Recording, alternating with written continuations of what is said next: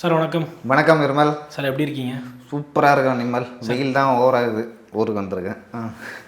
Sir இப்போது தேர்தலெலாம் முடிஞ்சிருச்சு.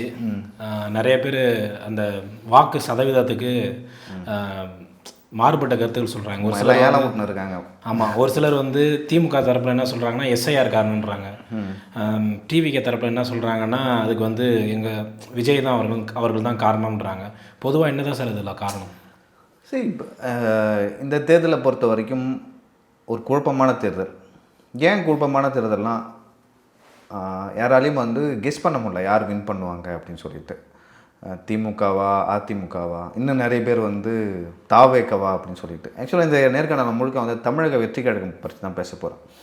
ஏன்னா தமிழகம் முழுவதும் வந்து ஒரு பெரிய இம்பேக்டை வந்து தமிழக வெற்றி கழகம் வந்து உண்டாயிருக்கு. அதெல்லாம் மறுப்பதுக்கே இல்லை.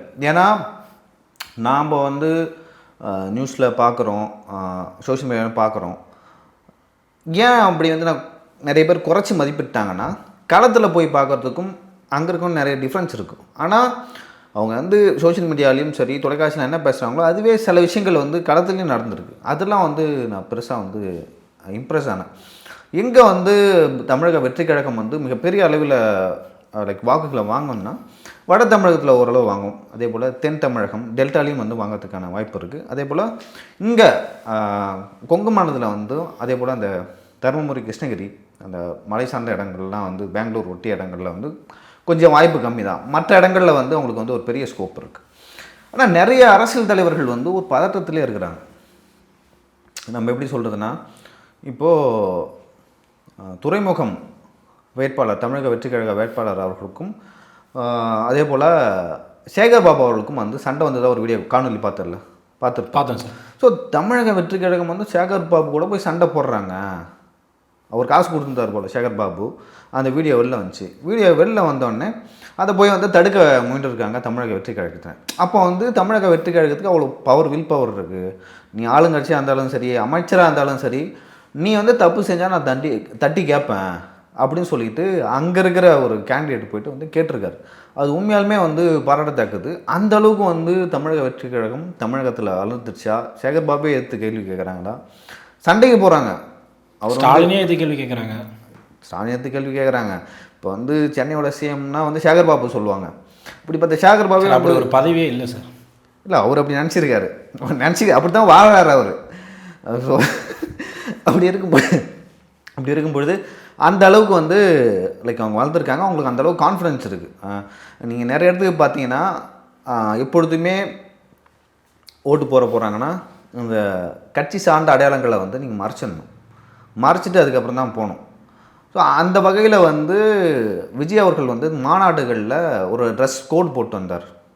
ஒரு மாதிரி வந்து பீச் ஒயிட் கலரு, அப்புறம் காக்கி கலர், காக்கியில் லைட் காக்கியில் அது ஒரு கலர் சொல்லுவாங்க இங்கிலீஷில், பீஞ்சுன்னு நினைக்கிறேன். கிரே மாதிரி சொல்கிறாங்க சார், தெரில. சரி விட, நிறைய பேர் அப்படி தான் சொல்லுவாங்க. பீச் கலர்னு சொல்லுவாங்க. ஸோ அந்த கலரு போட்டுக்கிட்டு வருவார். ஸோ தமிழகம் முழுவதும் நிறைய அந்த யூனிஃபார்முக்கு வந்து திமுக தரப்பில் ஒரு விளக்கம் கொடுக்குறாங்க சார். Modern RSS. ஸ்டாலின் அவர்களும் அதே தான் போட்டு வந்தார். அண்ணாமலையாக தான் போட்டு வந்தார். அவங்களாம் வந்து அந்த கேட்டகரிலாம் சேர்க்கணும். சரி, நான் ஏன் சொல்கிறேன்னா அந்த அளவுக்கு ஆர்கனைஸ்டாக டீப் சவுத் வரைக்கும் போயிருக்கு. இப்போ யூனிஃபார்ம் போட்டு வந்து யாராச்சும் வந்து ஊரில் ஓட்டு போடுவாங்களா? போட மாட்டாங்க. இதுக்கு முன்னாடி வந்து வேறு எந்த கட்சியில் அது நடந்திருக்கா? யூனிஃபார்ம் அப்படின்னா வந்து வெள்ளை சட்டை, கட்சி வேஷ்டி, கருப்பு வெள்ளை சட்டை அதிகபட்சம் இதான். ஆனால் அந்த பேண்ட்டு அந்த சட்டை போட்டு வந்து யாருமே பண்ணல. பட் தமிழகம் முழுவதும் வந்து தமிழக வெற்றி கழகத்தின் வேட்பாளர்கள் வந்து பண்ணியிருக்காங்க. அது என்னென்னா, விஜய் என்ன பேசுகிறாரோ செய்கிறாரோ சொல்கிறாரோ அது கடைமட்டம் வரைக்கும் போயிருக்கு. விஜய் சொல்லவே இல்லை அந்த யூனிஃபார்ம் தான் போய் நீங்கள் ஓட்டு போடணும். ஆனால் நிறைய இளம் பெண்கள், இளைஞர்களை தாண்டி இளம் பெண்கள் வந்து அதை பண்ணியிருக்காங்க. ஸோ இதெல்லாம் வந்து நிறைய பேருக்கு ஆளுங்கட்சிக்கு வந்து தலைவலி. ஓகேங்களா? நம்ம வந்து அந்த ஓட் ஷேர் வந்து 85% போச்சுல, அது தனி வீடியோவாக பார்க்கலாம். இதில் முழுக்க தமிழக வெற்றி கழகம் பற்றியே பேசலாம். ஸோ இதெல்லாம் வந்து நான் பயங்கரமாக நோட்டீஸ் பண்ணேன். ஸோ அதே போல் இவங்க பூத்தில் ஆக்சுவலாக இவங்க வந்து ஃபஸ்ட் எலெக்ஷன் வந்து ஃபேஸ் பண்ணுறாங்க.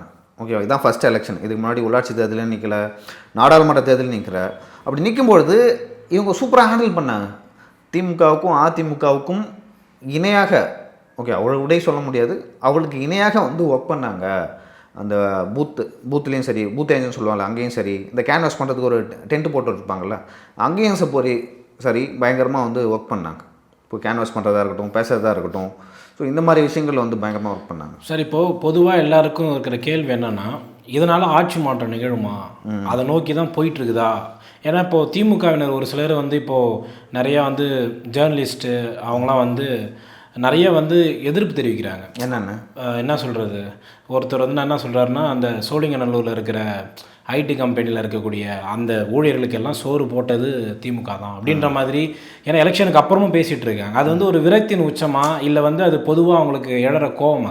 இல்லை, நீங்கள் வந்து தமிழக வெற்றி கழகத்தை அதிமுக இந்த திமுக 2 பேருக்குமே வந்து எதிரி, 2 பேரோட ஓட்டும் பிரிக்க போகிறாங்க அப்படின்னு சொன்னாங்க. ஆனால் அதிமுக நிர்வாகிகள் தமிழக வெற்றி கழகத்தை ஹேண்டில் பண்ணுறதுக்கும் திமுக நிர்வாகிகள் வந்து தமிழக வெற்றி கழகத்தை ஹேண்டில் பண்ணுறதுக்கும் வந்து நிறைய வித்தியாசம் இருக்குது. ஏன்னா தமிழ்நாட்டில் வந்து நிறைய இடங்களில் வந்து திமுகவுக்கும் தமிழக வெற்றி கழகம் தான் மோதல் வந்தது. நீங்கள் பார்த்துருக்கலாம், ஓகேங்களா? இப்போ நிறைய இடங்களில் மோதல் வந்தது. அதுக்கான காரணம் என்னென்னா, நிறைய இடங்களில் குறிப்பாக வட தமிழகத்தில் தலித்தோட வாக்குகள் வந்து பெரும்பாலும் தலித்தோட வாக்குகள் சிறுபான்மை மக்களோட வாக்குகள், ஓகேங்களா? பெண்களோட வாக்கு கூட எனக்கு தெரியல. பட் நான் கண் எதிராக என்ன பார்த்தேன்னா, தலித்தோட வாக்குகள் வந்து மிகப்பெரிய அளவில் தமிழக வெற்றி கழகத்துக்கு போச்சு. ஏன்னா அதை நம்பி தான் சார் இங்கே நார்த்தில் நிற்கிறாங்க அவங்க. திமுக விடுதலை சிறுத்தைகள் கட்சி நம்பி, விடுதலை சிறுத்தைகள் கட்சி தலித்துகளுடைய வாக்குகளை நம்பி தான் அவங்க தைரியமாக இருந்தாங்க. அந்த இடத்த கிளாஷ் வருது, ஓகேவா? இன்னொரு பக்கம் வந்து படிச்சவங்க ஐடியில் இருக்கும் ஃபுல்லாக ஓட்டு போடுறாங்க. ஸோ இதெல்லாம் வந்து அவர் பத்திரிகையாளர் செந்திலாலாம் ஏற்றுக்க முடியல, நிறைய பேரால் ஏற்றுக்க முடியல. ஏன் ஓட்டு போடுறீங்க அவங்களுக்கு? சார் அது ஓட்டு போடுறது அவங்க உரிமை சார். உங்களுக்கு சோறு போட்டது யார், இல்லை உங்களுக்கு குழம்பு ஊற்றுனது யார், பொரியல் போட்டது இல்லை. அவங்க வந்து நீதிபதியானது வந்து நாங்கள் போட்ட பிச்சை, அதுக்கப்புறம் பொறியியல் கல்லூரி நுழைவுத் தேர்வை வந்து நாங்கள் தான் ரத்து பண்ணோம் அப்படின்னு சொல்லிட்டு இந்த மாதிரியான விஷயங்கள். சரி, அது உங்கள் கடமை, அதை நீங்கள் பண்ணி தான் ஆகணும், ஓகேவா? தமிழ்நாட்டுக்கு வந்து ஒரு நல்லதுன்னா அதை நீங்கள் பண்ணி தான் ஆகணும். அதை நீங்கள் பண்ணிவிட்டு எங்ககிட்ட ஓட்டு பிச்சை கேட்டால் நான் யாருக்கு ஓட்டு போடணும் நான் தான் முடிவு பண்ணுவேன். நீங்கள் என்ன வேணால் பண்ணு எனக்கு, ஓகேவா? ஆனால் நான் என்ன முடிவு பண்ணேன், எப்பயோ வந்து கலைஞர் பண்ணார், அதுக்கு ஏன் எப்போ பண்ணணும் சார்? கலைஞர் மட்டுமா சார் பண்ணார்? இத்தனை வந்து ஆக்சுவலாக அதிமுகவும் இருந்திருக்கு, திமுகவும் இருந்திருக்கு. தாண்டி சொல்லி ஜெயலலிதா அவர்கள் வந்து ஒரு பிராமண சமூகத்தை சேர்ந்தவர். அவங்களுக்கு 69% இடஒதுக்கீடு இங்கே பிற்படுத்தப்பட்டவர். அவங்க கொண்டு வந்தாங்க, இவங்க விளம்பரப்படுத்திக்கிட்டாங்க. ஆமாம், விளம்பரப்படுத்திக்கிட்டாங்க. ஆனால் அது இருக்கிறதுலே வந்து ஒரு பெரிய சாதனைனா வச்சுக்க, சொல்லி ஜெயலலிதா கொண்டு வந்த 69% தான். வேறு யாராலையும் முடியாது, இந்தியாவிலே யாராலையும் முடியல. கலைஞரோட அது முடியல, அமைதியாக இருந்தாலும் கலைஞர், ஓகேவா? அந்த அளவுக்கு வந்து ஒரு எப்படி சொல்கிறது, அதிமுகவும் உடச்சிக்குது தமிழ்நாட்டுக்காக. ஆனால் இவங்களாம் விளம்பர பிரியர்கள். நாங்கள் இதை பண்ணால் எங்களுக்கு பண்ணுங்கள், ஓகேவா? உதவி என்பது நீங்கள் செய்கிற ஒரு நல்ல விஷயன்றது வந்து ஒரு உங்கள் ரைட் ஹேண்டில் செஞ்சால் லெஃப்ட் ஹேண்டுக்கு தெரிய விடாது சார். இப்போது இதில் என்ன ஒரு இதுன்னா, சோறு போட்டுன்றது ஒரு வார்த்தையை யூஸ் பண்ணுறாரு சார். இப்போ சோறு போட்டோன்னா என்ன சொல்கிறது, அது விவசாயி அறுவடை பண்ணுறாங்க, அவன் வேலை செய்கிறான். என்ன தான் வந்து ஐடி கம்பெனி கொண்டு வந்தாலும் எல்லாருக்கும் வேலை கொடுத்துருவானா? கஷ்டப்பட்டு படித்து அவனோட முயற்சியால் போனவனுக்கு தான் இது கொடுக்க போகிறாங்க. இவங்க வாங்கி கொடுத்த மாதிரி நீங்கள் திங்கிற சோறு நாங்கள் கொடுத்தது, நீங்கள் போட்டுக்கிற ட்ரெஸ்ஸு நாங்கள் கொடுத்தது, இதெல்லாம் எப்படி இருக்குன்னா, நீ ஏன் வந்து திமுகவை தவிர்த்து வேறு கட்சிக்கு ஓட்டு போகிறேன்னு மிரட்டுறது ஒன்றே பேசுகிறேன். சரி, என்ன ஒன்றும் கொஞ்ச நாள் எலெக்ஷன் ரிசல்ட் வரப்போகுது, தெரிய போகுது, ஓகேவா? சரி, நம்ம இந்த இடத்த வந்து நம்ம டைவர்ட் ஆகிறோம், ஓகேவா? நிறைய ஓட்டு வந்து தமிழக வெற்றி கழகத்துக்கு போயிடுச்சு, ஓகேவா? குறிப்பாக திமுகவுக்கு ஆதரவான ஓட்டுகள். இதுக்கு முன்னாடி படித்தவர்கள் யாருக்கு போட்டாங்களோ, இப்போ நிறைய பேர் வந்து நியூட்ரலாக இருப்பாங்க. எலெக்ஷன் பக்கத்தில் தான் வந்து டிசைட் பண்ணுவாங்க. ஒரு 20% 30% ஓட்டு வந்து அப்படி தான் இருக்கும் எப்பயுமே, ஓகேவா? நான் யாருக்கு ஓட்டு போடணும்னு சொல்லிட்டு அப்போ தான் டிசைடே பண்ணுவாங்க. அந்த ஓட்டு தான் யாருக்கு போவோம்னா, நாம் தமிழுக்கு போவோம், அண்ணாமலைக்கு கொஞ்சம் போவோம், மக்கள் நீதி மையம் போவோம். அதுக்கப்புறம் வந்து யார் வந்து நியூஸ்ல இருக்கிறவங்க யார் வந்து வின் பண்ணணும்னு சொல்லிட்டு அவங்க தான் டிசைட் பண்ணுவாங்க. திமுகவும் போச்சு. சரி, இப்போ இன்னும் ஒரு இது என்னென்னா, இப்போ ஐடி எம்ப்ளாயீஸும் அவங்க போட்டாங்கன்னு சொல்லிட்டு திட்டுறாங்கல்ல, நாளைக்கு தபால் ஓட்டில் ஒரு வேலை வந்து அதிமுகவோ டிவிக்கேவோ வந்து லீடு எடுத்துச்சுன்னா அவங்களையும் திட்டுவாங்க போல இருக்கு சார். கண்டிப்பாக. சரி, அவங்களால எதுவும் பேச முடியாது. ஒன்ஸ் வின் பண்ணிட்டாங்கன்னா என்ன தான் சொல்லுவாங்க, எங்கள் திமுகவினர் கள்ள ஓட்டு இவிஎம்ல ஏதோ ஹேக் பண்ணிட்டாங்க அப்படின்னு சொல்லிட்டு சொல்லுவோம். சரி, ஓகே சார். அடுத்த கட்டமாக வந்து டிவிக்கே வந்து தேர்தலுக்கு பிறகு, அதாவது வந்து அந்த வாக்கு எண்ணிக்கைக்கு பிறகு வெற்றி பெற்றாலும் தோல்வி அடைந்தாலும் என்ன மாதிரி ஸ்டாண்டை சார் எடுப்பாங்க? அவங்களுக்கு வந்து ஒரு என்ன சொல்கிறது, ஒரு ட்ராக் ரெக்கார்டு இல்லைன்னாங்க, அது கிடைச்சது பிற்பாடு அடுத்து அவங்க கட்ட நடவடிக்கைகள் என்ன சொல்கிறாங்க? இல்லை, இப்போது நிறைய பேர் என்ன சொல்கிறாங்கன்னா, இவங்க வந்து ஒரு குறிப்பிடத்தகுந்த மாற்றத்தை ஏற்படுத்துவாங்க. கிட்டத்தட்ட 100% வாக்குகள் இருக்குன்னு வச்சுங்களேன். 85% இருக்குது பதிவான வாக்குகள், ஓகேங்களா? ஸோ அது பதிவாகும் போது அதில் எத்தனை பர்சன்டேஜ் வந்து டிவிகேக்கு வரணும் அப்படின்னு சொல்லிட்டு பார்ப்பாங்க. எங்கேருந்து வந்ததுன்னு பார்ப்பாங்க. அங்கே வந்து மேலும் பலப்படுத்துவாங்க. அப்போ எங்கே வளரலையோ அங்கே போயிட்டு கட்சி எப்படி வளர்க்கலாம் அப்படின்னு சொல்லிட்டு பார்ப்பாங்க. இப்போ வட தமிழகத்தில் வந்து நிறைய தொகுதிகளில் தமிழக வெற்றி கழகம் அதிக ஓட்டுக்களை வாங்கினா அவங்க என்ன பண்ணுவாங்க, இங்கே இன்னுமே வந்து கட்சியை ஸ்ட்ராங் பண்ணணும், நம்மளுக்கு வந்து இங்கே ஜஸ்ட் மிஸ்ஸில் வந்து பறிவு இருக்குது, வெற்றி வாய்ப்பு. அப்போ நம்ம இங்கே வந்து கூட்டணி வைக்கலாமா, இல்லை தனியாக போட்டிடலாமா, இல்லை பெட்டரான தலைவரை கேண்டிடேட்டை நம்ம சூஸ் பண்ணலாமா அப்படின்னு சொல்லிட்டு பார்ப்பாங்க. அதே போல் சவுத்தில் வந்து லைக் நம்மளுக்கு வந்து மைனாரிட்டி கிறிஸ்டியன்ஸோட ஓட்டு அதிகமாக வந்திருக்கு. ஸோ நம்ம வின் பண்ணுறதுக்கு வந்து யாரோட வந்து அலைன்ஸ் வைக்கலாம், இன்னும் வேறு எந்த மாதிரியான ஒர்க் பண்ணலாம், இல்லை இன்னும் பெட்டரான கேண்டிடேட்டை போடலாமா அப்படின்னு சொல்லிட்டு ஒர்க் பண்ணுவாங்க. ஸோ அப்போ அவங்கள இப்போ ஒரு 20% எனக்கு தெரிஞ்ச ஒரு 20% வராங்கன்னு வச்சுங்களேன். இப்போ 20% வராங்கன்னா அது எப்படி 30% ஆகிறது, இல்லை வந்து கூட்டணி வைக்கலாமா, இப்போ கூட்டணி வச்சா எத்தனை சீட்டு வாங்கலாம். ஸோ இந்த மாதிரிலாம் ஒர்க் பண்ணுவாங்க வரும் காலங்களில். அவங்க ஒரு 15-20% எடுத்தாவே இப்போ என்னை பொறுத்த வரைக்கும் பெரிய விஷயம். அது வந்து ஒரு பெரிய தாக்கத்தை வந்து கிரவுண்ட் லெவலில் ஏற்படுத்தியிருக்காங்க. ஏன்னா அதுக்கப்புறம் வந்து இந்த மாதிரி சோஷியல் மீடியாவில் பேசுகிறது இருக்க முடியாது. அதே போல் லைக் அந்த மேடைகளில் பேசுகிறத தவிர்த்துட்டு அவங்க கிரவுண்ட் லெவலில் போய் ஒர்க் பண்ணுவாங்க. ஓகேவா? இப்போ சீமான் அவர்கள் வந்து பேசும்பொழுது வந்து மேடைகளிலே பேசுகிறாரு. அதை தாண்டி வந்து கிரவுண்ட் லெவலில் வந்து என்ன மாதிரியான பொலிட்டிக்கல் ஆக்டிவிட்டி அவங்களுக்கு இருக்க போகுது அப்படின்னு நம்மளுக்கு தெரியல. ஸோ அதை பொறுத்து தான் வந்து அடுத்த தேர்தலில் அவங்க எந்த அளவுக்கு வெற்றி பெறுவாங்கன்னு முடிவு செய்வோம். அடுத்து வந்து என்னென்னா இவ்வளவு தேர்தல் நடந்திருக்கு சார். நம்ம எம்ஜிஆர் காலத்தில் நம்ம பார்த்துருக்க மாட்டோம். அப்போ நிறைய இளைஞர்கள் வந்து எம்ஜிஆர் பின்னாடி போனாங்கன்னு சொன்னதை நம்ம கேட்டிருப்போம், இல்லை எதாவது பார்த்துருப்போம், படிச்சிருப்போம். ஆனால் நம்ம கண் முன்னாடியே பார்க்குறோம் எவ்வளோ லட்சக்கணக்கான இளைஞர்கள் வந்து ரிஸ்க் எடுத்து வந்து ஓட்டு போட்டாங்க சார். அதுக்கான அந்த காரணம் என்ன சார்? எந்த அளவுக்கான ஒரு இல்லை ஆக்சுவலாக எல்லா தேர்தலையும் வந்து எல்லாமே மக்கள் எல்லாமே ஒரு கோஷம் வைப்பாங்க, மாற்றம் வேணும். திமுகவே எத்தனை வருஷம் நம்மளை ரூல் பண்ணுறது அப்படின்னு சொல்லிட்டு. அது வந்து விஜயகாந்த் அவர்கள் வந்தப்போ இருந்தது, அதே போல் எம்ஜிஆர் வந்தப்போ இருந்தது, வைகோ அவர்கள் வந்தப்போ இருந்தது, மூப்பனார் தனியாக கட்சி ஆரம்பித்தார் அப்போ இருந்தது. அதன் பிறகு மக்கள் நீதி மையம், மக்கள் நல கூட்டணின்னு சொல்லிட்டு ஒவ்வொரு எலெக்ஷன் வர்றப்பெல்லாம் வந்து அந்த மாதிரியான கோஷங்கள் வரும். ஆனால் அந்த கோஷங்களுக்கு பின்னாடி வந்து ஒரு சிறு குழுக்கள் இருக்கும். ஒரு ஜாதி தலைவர் இருப்பார், இல்லைனா வந்து இன்னொரு கட்சியிலேருந்து பிரிஞ்சு போய் ஒருத்தர் இருப்பார். பட் எம்ஜிஆர் வந்து அப்போ இருந்தார். ஓகேங்களா? எம்ஜிஆர் இருந்தார். எம்ஜிஆருக்கு பிறகு வந்து ஒரு பெரிய வேவ்னா இதுதான் சொல்லுவேன். பட் எம்ஜிஆர் இருந்தப்போ கூட வந்து இந்த அளவுக்கு வந்து சோஷியல் மீடியா இல்லை. இப்போ வந்து மிகப்பெரிய அளவில் வந்து சோஷியல் மீடியா இருக்குது. அதே போல் அந்த ரீச் என்பது வந்து விஜய்க்கு மிகப்பெரிய அளவில் இருக்குது. அப்போ மாற்றம் என்னன்னு சொல்லிட்டு ஒரு ஃபேமிலியில் ஒருத்தவங்க நிற்கிறாங்க. விஜய் பற்றி அவங்களுக்கு என்ன தெரியும்? படத்தில் நடிச்சிருக்காரு. அப்போ விஜய் வந்தால் நல்லது செய்வார் அப்படின்னு சொல்லிட்டு நினைக்கிறாங்க. விஜய் வந்து நல்லது செய்ய மாட்டேன்னு நான் சொல்லலை, பட் அவங்க அப்படி நினைக்கிறாங்க. அப்படி நினைக்கிறதுக்கான ஒரு பெரிய ஸ்பேஸை வந்து இங்கே இருக்கிற திராவிடியன் பார்ட்டிஸ் கொடுத்துருக்காங்க. அது அதிமுகவாகட்டும் திமுகவாகட்டும். விஜய் அவர்களை வந்து இன்னும் வளர விட்டுருக்கக்கூடாது, இன்னும் கொஞ்சம் அமுக்கி வச்சுருக்கணும் அப்படின்னு சொல்லிட்டு இப்போ வந்து திமுக வந்து நினைக்குது, பிஜேபியும் நினைக்குது. ஆனால் விஜய் வந்து அவங்க கையை மீறி வளர்ந்துட்டார். ஏன்னா நீங்கள் வந்து நிறைய இடங்களுக்கு வந்து பிரச்சாரத்துக்கு போகல, நிறைய இடங்களில் கேன்சல் பண்ணப்பட்டது. ஏன்னா திரும்பவும் கரூர் சம்பந்தம் மாதிரி இன்னொரு சம்பவம் வந்து நடத்துகிறோம் அப்படின்னு சொல்லிட்டு விஜய் வந்து பயந்தார் அப்படின்னு சொல்லிட்டு சொல்கிறாங்க. ஸோ அதையும் தாண்டி இந்த அளவுக்கு நிறைய டிவிகே கேடர்ஸ் ஒர்க் பண்ணியிருக்காங்க. ஒரு அதிமுகவோட சீஃப் பூத் ஏஜென்ட் அவர் கிட்டத்தட்ட ஒரு 175 பூத்துக்கு வந்து அவர் தான் வந்து சீஃப். எல்லாரையும் அவர் போய் பார்க்கணும், வாட்ச் பண்ணணும். 175 பூத்து எப்படி போகுது, யாருக்கு போகுது அப்படின்னு சொல்லிட்டு. அப்படி பார்க்கும்போது நான் வந்து எக்ஸில் பார்த்தேன். அது என்னோடய ஃப்ரெண்ட் ஒருத்தர் வந்து ஷேர் பண்ணியிருந்தார். அப்படி பார்க்கும்போது அவர் வந்து 175 பூத்துக்கு போய் பார்த்தாராம். இந்த சும்மா அந்த பரிசோதனை வாக்குப்பதிவு விஷயம்னு ஒன்று இருக்கும். சும்மா வந்து நம்ம போட்டு பார்க்கலாம் எப்படி ஓட்டு போடுறது, எப்படி ஒர்க் ஆகும் அப்படின்னு சொல்லிட்டு. அப்படி இருக்கும்போது அங்கே போனால் வந்து நிறைய பேர் வந்துருக்காங்களாம் டிவிகேவிலேருந்து. யாரும் வந்து 25 வயசுக்கு அதிகம் இல்லையா, அதிகபட்சம் 30 வயசுக்குள்ளே இருக்கவங்க தான். அதில் 25 வயசுக்குள்ளே இருக்கவங்க ரொம்ப அதிகம். அதுவும் ஃபஸ்ட் டைம் ஓட்டர்ஸ் வந்து ரொம்ப அதிகம் அப்படின்னு சொல்லிட்டு சொல்கிறாங்க. அதே போல் எல்லாமே வந்து என்ன பண்ணிட்டாங்கன்னா யூனிஃபார்மில் வந்துட்டாங்களாம். அவங்க தலைவர் வந்து என்ன ட்ரெஸ் போட்டிருந்தாங்களோ அதே ட்ரெஸ்ஸை வந்து போட்டு வந்துட்டாங்களாம். இன்னும் நிறைய பேர் அந்த பூத் ஏஜெண்ட்டாக இருக்கிறதே பொண்ணுங்க தானா, அது சின்ன பொண்ணுங்களாம். அவங்களே கோஆர்டினேட் பண்ணுறாங்களாம். அதே போல் நிறைய பேர் வராங்கல்ல, அவங்கள்ட்ட போய் பேசுகிறாங்களாம், எங்களுக்கு ஒரு மாற்றம் வேணும், விசிலுக்கு போடுங்க அப்படின்னு சொல்லிட்டு பேசுகிறாங்க. நம்ம ஓட்டு போடும்போது நிறைய பேர் மாற்றம் வேணும்னு சொல்லி தம்ஸ்அப்லாம் காட்டினாங்க. ஆக்சுவலாக இப்போ அவங்க கேட்டர்ஸ் இருக்காங்கன்னா வச்சுங்க, அவங்க கட்சியை சார்ந்தவங்க ஒருத்தவங்க இருக்காங்கன்னா அவங்கள்ட்ட போய் பேசலாம். ஆனால் கட்சியை சாராதவங்க பொதுவாக இருக்கவங்க மற்ற கட்சிக்காரங்கிட்ட போய் பேசுகிறாங்களாம். அது வந்து அதிமுக திமுக வந்து பண்ண மாட்டாங்க. அவங்க என்ன பண்ணுவாங்கன்னா, என் கட்சிக்காரன் ஓட்டு மட்டும் எனக்கு வந்தால் போதும், இவங்க நம்மளுக்கு போட்டால் போதும், நம்மளுக்கு இங்கேருந்து இவ்வளோ ஓட்டு வந்தால் போதும், இவங்களாம் நம்மளுக்கு ஓட்டு போடுவாங்கன்னு சொல்லிட்டு சூப்பராக கேன்வாஸ் பண்ணுவாங்க. பட் ஆனால் இவங்க எல்லாத்தையும் போய் பேசுகிறாங்களாம். 60s 70s 80s யாரெல்லாம் இருக்காங்களோ எல்லாத்தையும் போய் பேசியிருக்காங்க.